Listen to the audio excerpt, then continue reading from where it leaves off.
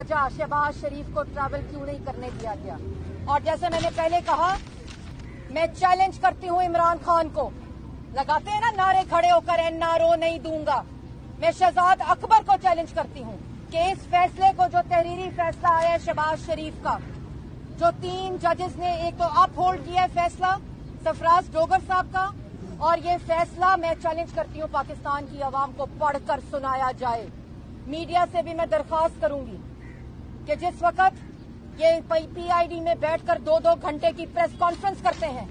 जब इमरान खान जो खुद आटा, चीनी, बिजली, गैस, दवाई चोर है, 23 फॉरेन फंडिंग, मनी लॉन्ड्रिंग का जवाब देना है जिसने, जो मालम जब्बा में मफरूर है, जो बीआरटी पेशावर में मफरूर है, जो आटा कमीशन में मफरूर है, जो चीनी कमीशन में मफरूर है, जिसको कानून हाथ नहीं लगा सकता, जब वो खड़े होकर कहता है ना ताकतवर को कानून नहीं पकड़ सकता, बिल्कुल ठीक कहता है। क्योंकि हमारी तरफ 3 दफा के मुंतखब वजीर आजम को पकड़ा और जिसने खुद दरखास्त दी सुप्रीम कोर्ट को कि एहतसाब किया जाए, जिसको अरशद मलिक साहब, अल्लाह उनको उनके गुनाहों को माफ फरमाए, अब वो फौत हो गए, मैं उस पर कुछ नहीं कहना चाहती। जब सरीना में कागजों के अंदर फैसले आए, जब अवाम को डैम के ऊपर डैम फूल बनाया गया,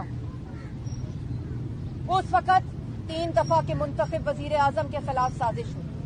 उसके बाद शहबाज शरीफ, उसके बाद मुस्लिम लीग नून का हर वो लीडर जिससे ये खौफजदा थे, उनको जेलों में डाला। अब आज खड़े होकर अवाम के सामने इस फैसलों को पढ़ें, चाहे वो फैसला शाहिद खकान अब्बासी का हो, साद रफीक का हो, सलमान रफीक का हो, मिफ्ता इस्माइल का हो, राना सनाउल्लाह का हो,